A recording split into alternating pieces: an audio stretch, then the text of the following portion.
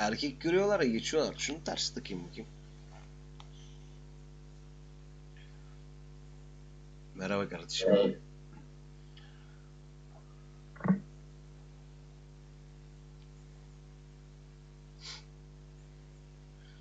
Böyle daha genç mi gözüktüm şu an? Çağa ayak uydurabildim mi acaba? Ne yapıyorsun? Abi. Ha, kurusun. Ay olmuş mu şu anda? Bir ninja kaplumbağa gibi olabilmiş miyim? Şöyle takılıyordum da ben. Bu nasıl?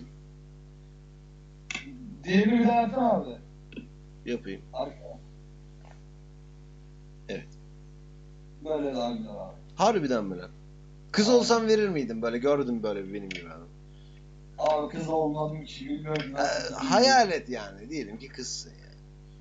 Şimdi kafede otururum, baktım içeri girdim, baktım zengin kokusunu aldıysam böyle para kokusu geliyorsa gel gidelim yatağa hadi. Senin için Ama öyle de yok. kardeşim senin içinde orospuluk varmış. Bir kız ol dedim hemen paranın peşine koştum. Bu nasıl bir muhabbet böyle ya? Allah Allah. Ben ne dedim sen ne dedin ya? Yine Hı. ya kız olsam ben orospu olurdum, yalan yok. Niye erkek halinde farklı bir davranış mı sergiliyorsun sanki? Oo herkes ağır abi. Valla. Tabii tabii.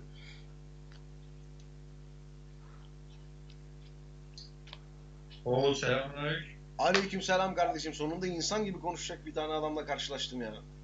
Vay vay vay güzel abi. Efendim kardeşim. Nasılsın? Reis o mikrofon nedir ya? Beni daha iyi duyabilmen için niye bunu kırmızı başlıklı kız masalına çevirdik yani şu anda? Kanalda değiliz değil mi? Oğlum mikrofon bu ya hani duyun diye bak buradan geliyor ses. Daha net gelmiyor mu sesim? Aynen. Tamam. Teşekkür ederim ya. Oğlum ben buradan çok amsiktim çok. Ben buraya yatırım yaptım. Bu kaç para Allah biliyor Allah. musun? Bu kaç para biliyor Abi, musun? 120 lira para verdim mikrofona. Sesim bak şöyle konuşuyorum. İyi geceler. Vay. Nasılsınız? Oo. Ben şu anda çok yalnızım biliyor musun? Vay vay vay. Değil mi ya? Vallahi arkadaş boşaldı. Kalktı. Geç hadi geç.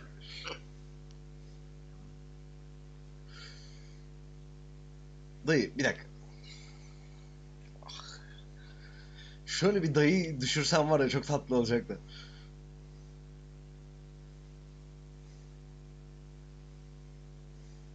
Valla bot senden hızlı Hacı Ali yemin ederim. Dayıcım lütfen geç. Ay amına koyayım ya. Bu dayıların hepsi direkt erkek görür görmez kaçıyor. Elini niye gösterilen piç? Dayı bir dakika dur. Bir dakika dur. Hadi ne işin var ya? Bir dakika dur. Sen kadın bekliyordun. Vay amına koyayım ya.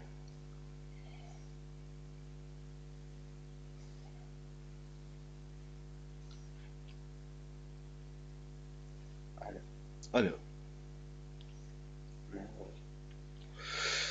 Merhabalar. Nasılsınız? Teşekkür ederim siz. Biz deyiz Allah'a şükür. Çok kibar bir beyefendisiniz. Çok güzel bir ailede yetişmişsiniz. Tebrik ederim annenizi babanızı. Çok terbiyesiz insanlar var. Yarak gösteriyorlar bana 2 saattir. Siz de görmüşsünüzdür. Yok bence yok. Allah gösterir birazdan. Görürsünüz. Allah göstermesin derler ama yani gösterecektir. Nedir bu siteye takılmanızın sebebi nedir acaba? Can sıkıntısı ya. Yok mu kız arkadaşım falan birader?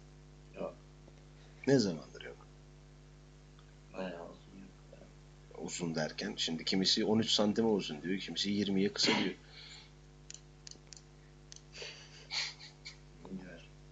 Ha, 2 ay mı, 3 ay mı, 1 yıl mı nedir? 4-5 yıldır yoktu. 5 yıldır. Kaç yaşındasın sen ya? 18. Ulan 5 yıldır olmaması normal olmasın sakın. 5 yıl önce 13 yaşındaydın lan velet. 5 yıldır yok diyor. Ulan 13 yaşında sevgilinle ne yapabilirsin? Kutu kutu pense mi oynuyordun, mor menekşe mi oynuyordun, meşe mi atıyordun, taso mu oynuyordun, ne yapıyordun amına koyayım? Ne bileyim soğutun yani söyle. Hiç oldu mu sevgili? Yani doğru düzgün olmadı ki işte sen kendin dedin zaten. Ha, peki seks yaptın mı?